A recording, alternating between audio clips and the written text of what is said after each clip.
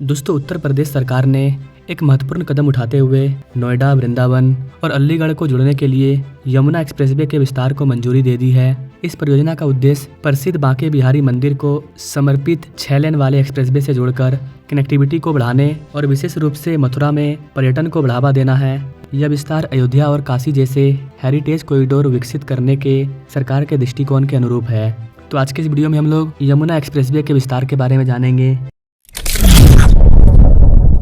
इस वाले विस्तार में ईडा की अधिसूची में 6 जिलों गौतम बुद्ध नगर, बुंदेलशहर, आगरा, अलीगढ़, मथुरा और हाथरस के 1149 गाँव में 3352 वर्ग किलोमीटर में फैला हुआ है। मास्टर प्लान 2031 को 2 चरणों में विभाजित किया गया है। चरण 1 जीबी नगर और बुंदेलखंड शहर में 759 वर्ग किलोमीटर में फैला है, जबकि दूसरा चरण मथुरा, आगरा, अलीगढ़ और हाथरस के शहरी केंद्रों में 2593 वर्ग किलोमीटर में फैला हुआ है और इसी को मंजूरी मिला है यूपी गवर्नमेंट के द्वारा। वर्तमान में सभी सक्रिय विकास कार्यक्रम भूमि अधिग्रहण और भूमि आवंटन मास्टर प्लान के चरण 1 के तहत हो रही है। इसी बीच ईडा ने विस्तृत परियोजना रिपोर्ट डीपीआर तैयार कर ली है और मथुरा राया शहरी केंद्र, अलीगढ़ में टप्पल बजाना शहरी केंद्र, इन सब को डेवलप करने के लिए चयनित किया है, जो कि दूसरे चरण के अंतर्गत आता है। इसने न्यू आगरा शहरी केंद्र के लिए डीपीआर तैयार करने के लिए एक सलाहकार को भी नियुक्ति किया है, जो हाथरस शहरी केंद्र के लिए डीपीआर तैयार करने के लिए एक और सलाहकार को नियुक्ति करने की योजना बनाई जा रही है। इन 4 शहरों में विकास की गति तेज होने की उम्मीद है। हेरिटेज सिटी और लॉजिस्टिक पार्क जैसी बड़ी परियोजनाओं के साथ साथ ईडा भूमि अधिग्रहण की प्रक्रिया में तेजी लाते हुए अन्य औद्योगिक, आवासीय और वाणिज्यिक परियोजनाओं को भी आगे बढ़ा सकेगा।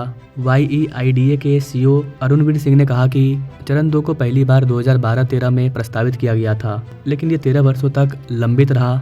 देरी के कारण राज्य सरकार ने 2017 में 2 प्रमुख शहरी नोड्स अलीगढ़ में टप्पल बजाना और मथुरा में राया शहरी केंद्र की मंजूरी दी, जिससे इन क्षेत्रों का विकास शुरू हुआ। राया शहरी केंद्र हेरिटेज सिटी परियोजना पर केंद्रित है, जबकि अलीगढ़ में टप्पल बजाना शहरी केंद्र लॉजिस्टिक हब के रूप में केंद्रित है। 20 मार्च को लिखे पत्र में प्रमुख सचिव आलोक कुमार ने ईडा के CEO को मंजूरी की जानकारी दी और कहा कि सरकार की पूर्व मंजूरी की योजना में कोई संशोधन नहीं किया जा सकता है और मौजूदा कानूनी प्रावधानों का सख्ती से पालन करना अनिवार्य है। अब ईडा पूरे क्षेत्र में भूमि अधिग्रहण और परियोजना निष्पादन में तेजी ला सकेगा।